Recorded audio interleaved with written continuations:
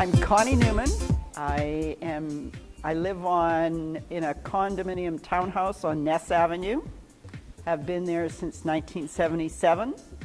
I started teaching at Golden Gate in the 1970s, and I retired from Golden Gate in 2004 as the school principal. I spent 13 years in total out of 34 years working with junior high. 13 years at Golden Gate and 34 years with junior high students. Loved every minute of it. So you're not a born and bred St. Jameser. No, you came I'm from not. St. Boniface, but St. James is very much who you are now. Is that safe to say? Very much so. I believe in community. I believe in all parts and the whole age spectrum. I'm still working, volunteering on Parent-Child Coalition in St. James. I'm on an advisory committee to the YAC, which operates after-school program for teens at Hedges Middle School. And I'm past president of the St. James Assiniboia 55 Plus Center. And I think that's it, sort of. So talk about a little bit about this idea. Brent and I think that this would be a great medium. We want to create a media training program for younger people in this community and other communities. Part of the curriculum would be connecting our young people with our senior citizens in a situation like this, to sit down and maybe make a list of questions to get an idea of what his life has been like in St. James over the years. I can remember interviewing in grade 4 my great-grandma for our family tree project in grade 4. And what I learned in that 20 minutes of sitting with my great-grandma and her story of coming from Wales and going to Liverpool and coming across, and I could sit here and recite it for you without any difficulty. Do you see any value in connecting our young people and our old people and saving these stories? Absolutely huge. We have come into a generation or a society where we're living in silos. I call them age silos. Preschool, school age, teenagers, middle age, and older adults. And because our families are now all over the place and scattered, we need to go back to talking to people across the garden fence or the back fence, because we are missing valuable connections across ages to share ideas, to share, and in the making of pierogies, the making of beet soup. My friend Alice over here, she loves making beet soup.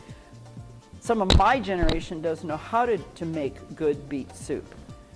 The whole idea of doing crafts. My mother was loved to knit, loved to do all kinds of cross stitch. Those skills are not being taught to younger kids these days because there's no time, or there are no grandparents with those skills living next door, and it's huge. That relationship, I had a tremendous relationship with my grandfather, so I call it the most underrated relationship that little kids have is with their grandparents. Huge, absolutely huge. We have some grandparents today, even in our own community, they're doing full-time daycare, childcare with their grandchildren. We see that at the Parent-Child Coalition, because when I go to those meetings, I say, "Are grandparents welcome?" And it's always the grandparents are welcome at early years venues, and we need to continue to do that, because every little kid wants a grandfather, and the grandfather may be in Australia, or the grandmother, or that type of thing is going on. So the more we can get connecting the generations, huge. We're hoping the St. James 55 Plus Center is hoping to move into the Civic Center and make it a multi-generational building, as the Silver Heights is, because I know we've got pickleball going on in here. So the more we can make our buildings, our facilities in our city multi-generational, the better off we're all going to be. Well, we've had lots of conversations this past week about multiculturalism and an era of racism in our community. There's ageism as well, right? Huge. Where there's a lack of understanding between the ages. Huge. Absolutely huge. There's a lack of understanding of youth. Always been that since the 1970s. And sometimes we have to realize what a teenager is all about and gaining independence, etc. And they eventually come around, and they're beautiful people. The number of former students I meet today, they're from all walks of life. They're doing all kinds of different blue-collar to white-collar professions, and they're all fantastic. What was the key to that? The key to? The key to that engagement, right? You know, people are concerned maybe about a lost generation here in terms of our addiction and use of technology, the lack of these relationships. I'm of that generation where the community club was kind of the heart of our Yes. of our part of town, right? Me too. If you were in front of the TV on a Tuesday night and it was 20 below, my mom would ask one question: "You got homework tonight?" Yeah. Nope. Get your ass down to the club. Yeah. And you grabbed your stick and your skates and you went, even if you didn't make it onto the rinks. There was that community. And the parents, our parents all knew each other. That's right. Because of the club. That's right. I can think of the street I grew up on, and I tell this story lots. If my mom happened to not be home and I got home, it was nothing to go to the neighbor next door because she'd be there and she'd look after me. Or I'd hang out on the street. So now we have to put, don't have to, people need to be encouraged to use multi-generational facilities. They need to be places for people to hang out. And the youth programs, that's what kids do. Teenagers want a safe place to hang out that's minimally supervised, because you don't want to be hanging on tight, just across the room. Yeah, it almost feels like our kids don't have the freedom that we used They to don't. have. They absolutely don't. Is that stifling? Yes. There are our children's development, and how so, and why? What you say, yes, quite emphatically. How is it stifling their development, and how is it hurting our communities? To be a well-rounded citizen, we have to be able to socialize. And communities need, people of all ages need places to socialize. I think about little kids. I think about teenagers. I think about older adults, seniors. They want to get out and they want to talk to people. We as a society, as a community, need to provide places for them to hang out, socialize. And community centers, senior centers, parent-child coalitions are providing those socialization opportunities, I believe. So going back to your days in school, and I always found that there was schools could have maybe been used a little bit more back in our day. You lined up at 7:30 or 8:30, and you weren't allowed in the building until that first bell went. You lined up, and then if you were in the building at 3:35, you were always getting shooed out. But there was it like that where you were? Not where I was. Okay, so Not where I was. Yes, there was, the bell would go depending upon supervision. I mean, you couldn't put, when I first started, 700 junior high in one building without supervision. So yes, we assumed responsibility when we unlocked the doors. I very much encouraged kids to come to school earlier and get involved in extracurricular activities, extracurricular places to be. Sometimes it was to come and sit in the cafeteria and just hang out and get that homework done that we forgot to take the books home the night before. Lots of after-school places to be, to go, to hang out within the school system. I firmly believe that schools should be open with supervision, 15 hours a day. To me, there's a need to do that. And generally that is happening in a lot of spaces. Junior high and junior and senior high, or middle school and senior high buildings, there's stuff happening. Should be, anyway. And then now with these community centers that, they're a little bit further away, right? We used to have one on every corner. But now there's an ability maybe to provide some different types of programming. The facilities are modern, and they can basically do just about anything here. Is there a relationship to be built and the merit of creating these larger centers? And you don't have to agree with larger centers. Maybe more smaller ones are better in your mind. Nobody haven't- has to see this.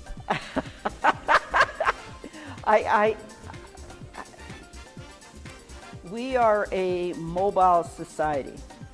There are too many cars on the road, and I'm guilty. I drive everywhere, which has created obese kids, obese older adults, which isn't good for our health. I mean, I walk to school every day, 10 blocks it was.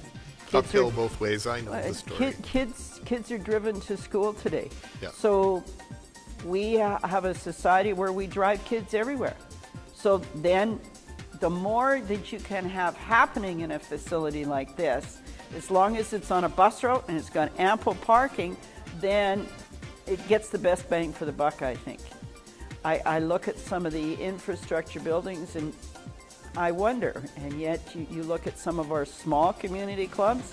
I hear about Woodhaven, I hear about Assiniboia West.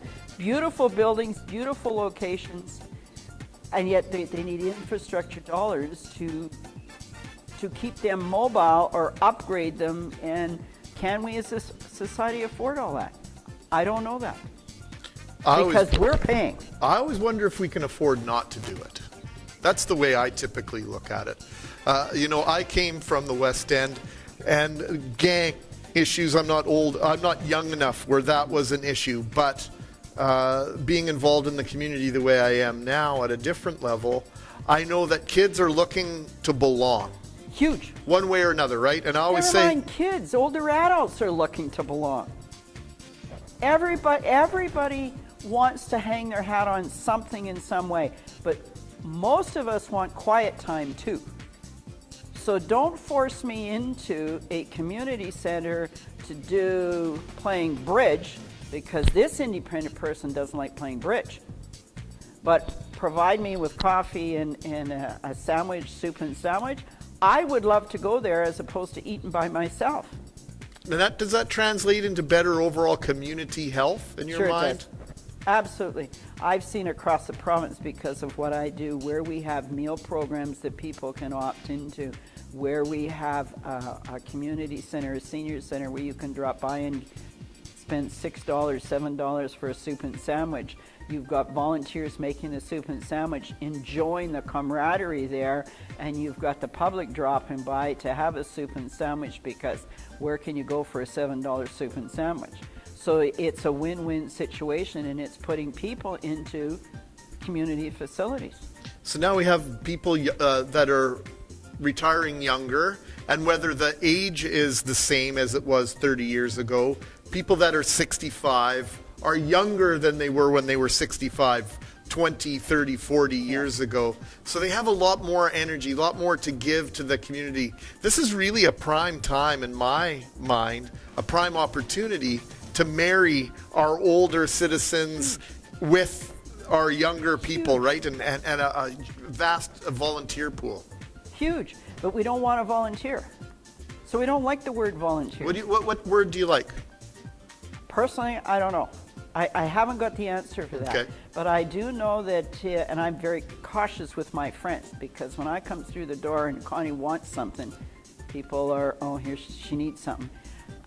People are prepared to help if they know the length of time and what the task is.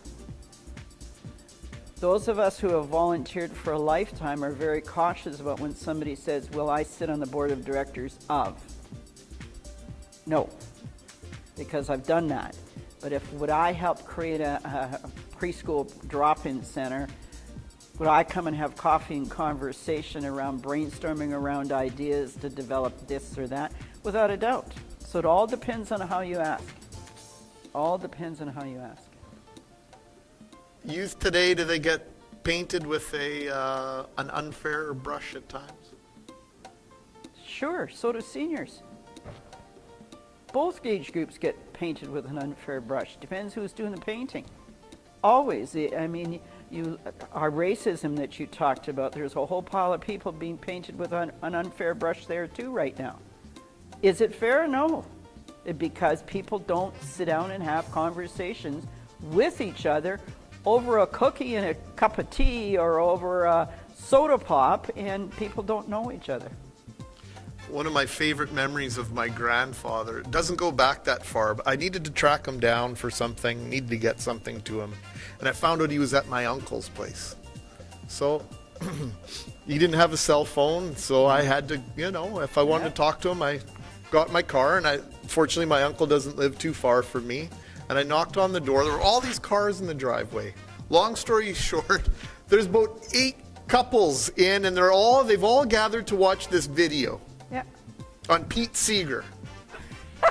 The folk music guy, right? Yeah. He was a little bit of a social activist. Yeah.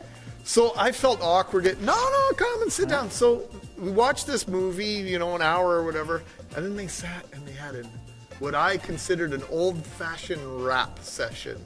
And they sat and they talked about it, and the stories that flowed out of that were unbelievable. Is it just as simple as facilitating rap sessions with each other? I really believe it is. You put a group of people together and you pose a question. Tell me about, I don't like questions. Questions tend to yes and no. Tell me about your favorite memory when you went to school. Tell me about learning how to drive a car. Tell me about, and you can do that with junior high teenagers. You can do that with little kids. Are really good about telling about. Older adults would love to share stories. My friend Alice over there, she's got a lot of stories to tell. So there's people just need to be given the opportunity to share their stories. Yeah, forum is critical, right? And creating that forum. It's real easy. Most groups, if somebody phones me and wants a focus group on almost any topic, I call them coffee and conversations. Love it. And it's easy. It's easy to find five people that will sit down and talk about. If I wanted 5 teenagers, I know where to get 5 teenagers. I'm still connected enough to the school division or there's 2 after-school programs in our community. I could go and find 5 teenagers at either one of them. St. James is a special place. My grandfather grew up on Madison Street. Listen, you don't want to share any secrets around here about St. James because it's 2 degrees of separation. Somebody knows somebody who knows somebody. That's how you stay out of trouble. That's because nobody shares secrets. You just don't share secrets. Because St. James is like a family. And the kids that I taught in the 70s are moving back or have moved back. And some of them are showing up on Facebook. I've got probably 3 friends on Facebook that are former students. One of my friends on Facebook goes back to the 1970s. And he knows he was the class from hell. But that's special, isn't it? Sure it is. That's special. Absolutely special. Yeah. Absolutely. That first class I taught in 1970, they made me who I am today. It's interesting. Absolutely. Why do you say that? So that's a strong statement. It is. And I'm just thinking how much I want to tell you for the public Okay, record. well, how about this? I'll share this with you. In grade 2, I was in a grade 2-3 class at Isaac Brock School. Mm-hmm. And my favorite teacher of all time was Debbie Stewart. And one day she came, Friday she left Debbie Stewart, Monday she came back Debbie Zimmer. Mm-hmm. I was devastated. Mm-hmm. But it was her first year of class. Fast forward 35 years. She lives in Malibu, California now. Uh-huh. I had lunch with her. See? Last March with my boys who were on spring break in grade 2. Yeah. And I work in radio now. And we had a career day in grade 3. And I always wanted to be the play-by-play voice of the Winnipeg Jets. Well, Debbie Zimmer found out, that's what Greg wants to do. She made sure that we had a tour of CJOB radio as opposed to just the fire hall or the police station.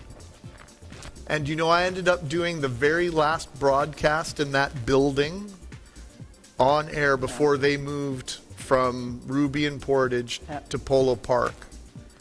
And when I told her that story and tied that all together, that history that we had, I was in her very first class. Yeah. And so that special relationship, It's huge. it is. Absolutely. So there, I shared. What are you going to tell me now? I'm not going to tell you anything. Come on, Connie. Neat trick. That's not how it works. It's not how. What I will. No, that first class, though. That first class, some people thought that some teachers, some people in the system, because I was the rookie teacher, I got the class from hell, supposedly. And I listened to the people around me tell me about how bad this class was, and they were working for me, and I was having a good time with them, and we were learning. And I got to the point where with that class, they worked for me, and I'm sorry, I couldn't understand why they wouldn't work for other people. So then I started bringing them together as a group. And we worked on social cooperative skills as a group. And I needed them for my sanity and their success in school to take what they would do for me to another teacher's classroom. And I managed to survive that year with them. They took care of each other, and they also supported my desire for them to be good in the other teachers' classes. And it was that trying to find the positives in all of these kids that was huge. It was a skill I didn't have coming out of faculty, but it didn't take long for me to figure out who's got this problem. I had the problem, the teachers had the problem, and we had to find a solution. I had them working as a team. So the textbooks can take us only so far. Huge. Practicums. I still today believe in practicums. Practicums, I'm meeting with a student out of the University of Manitoba Centre on Aging. He's taken some courses in kinesiology and recreation. We're traveling senior centers on Thursday to see what happens at various senior centers. So, and that's all part of that, sharing with you. Huge, absolutely huge. I know that in my relationship with some members of our Indigenous community and First Nations, that just from an outsider looking in, I just like I've said, I'm so lucky to have the time I had with my grandfather and to have a sense of self, a sense of where he came from, his struggles, and not just my paternal grandfather, but my paternal grandmother and my maternal great grandparents, and a sense of that family history. And the more I get into our First Nations communities, I realize that to me, and I don't want to oversimplify anything in any fashion, so please don't take it that way, but it is almost as simple in my mind that generations of stories and identity disappeared. And it's so key in all of us achieving what we're capable of, is that that sense of where we come from. If you look at the stories that are portrayed about our First Nations and our Aboriginal, and I hear the impact of elders connecting with youth and that whole interconnections, that's huge. That same piece, that exact same piece, happened with myself and my grandmother and my grandfather, who lived down the street. My grandfather was the person that took us to the local store to buy candy, penny candy. And yet in that walk from my home to his home to the corner store, lots of powerful stuff happened. Lots of power. That same sort of connection happens in the First Nations communities amongst elders and the kids. Huge. It's absolutely huge. You know, I can remember my mom used to say, wait until your dad gets home. My mother said that too. But in my house, In my house now with my kids, it's, do you want me to phone Papa? How would Papa feel if he saw you acting that way? And boy, does the behavior change, right? Yeah. So that second layer of parenting, of guidance. Wow, I've got twins. We couldn't have survived the first 18 months, the first 2 years now without that support system. And I look at the greater community and I imagine all these single mothers that have no support group. It's got to be overwhelming. Oh, it's huge. That's why things like parent-child coalitions and preschool drop-in programs, we're fortunate here. We've got every day of the week, in the morning, Monday to Friday, there's a drop-in place for moms with young kids to go. Now think about that. Or dads, doesn't, you know. To me, that's huge. There's that, repeating the same words, I'm sorry, but the whole connection of people with each other. And just because my grandmother doesn't live close doesn't mean there can't be connection with the neighbor next door who may be older, and you can still set up that bond with your neighbor. But we're in silos right now, absolute silos.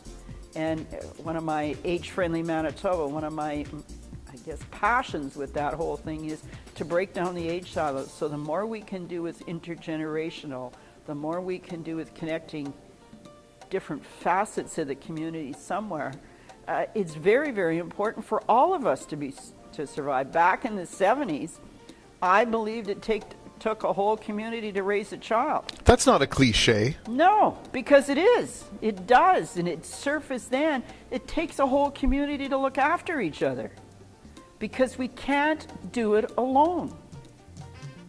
Are too many of us trying to do it alone? Is there and where does that come from if that's the case? I think we are so busy as society because we've got to keep our kids active, so we started, I hear of people going running at 5 o'clock in the morning. Sure. That's something I would want to do, but we start at 5 because we got to do that personal running, and we crash if we're lucky by ourselves in our own room or our den or our study at 10, 11 o'clock at night, and our timetable for the day is full. Right. So where does the taking care of or looking for somebody else? And then I pick on my brother off, and my brother loves machinery. He loves his snowmobile and he loves his ATV, and that's who he is. And he often, when the snow falls, will clean all with his snowblower, will clean the garage patios and all of that for his 2 or 3 neighbors along the way. So when people say to me, do we need a snow angel program? Yes, we do. We need to remind people, if you're shoveling a sidewalk, why not go and shovel the sidewalk next door if it's somebody that can't do it on their own? Never mind whether they're senior or not. We have physically challenged people living in our community. We used to institutionalize them back in the 60s and 70s. Now they're living in our community, surviving quite well. And what does it take to shovel their steps off? Driving angels. I believe in driving angels. Because if I'm going to the bank, why wouldn't I take my neighbor if she knows what needs to go to the bank? I've got a new neighbor living right next door to me. She's 80 plus. And she phoned me the other day. She says, are you going out today? I'm always going out. Where do you need a ride to? So I dropped her off. Saves her half a cab fare. Yep. And why not be open to that? I'm going there anyway. My grandpa used to get those calls all the time. And sometimes they were from people that were younger than him. Yes. But he was known in the community. If you needed a hand, give Dave a call. Because, if he can't help you, he would know who would, right? And there are people today, we in the school system are going back to, we now have volunteer hours. Encouraging kids to volunteer and do community service. We did it before. We didn't call it volunteerism. We didn't call it community service. We just did it. There's I'm going to say maybe the middle-aged that don't just do it because we ran into a society or we walked into a society where both parents were working, or there were single parents, and all of that's been in the last 25, 30, 35 years.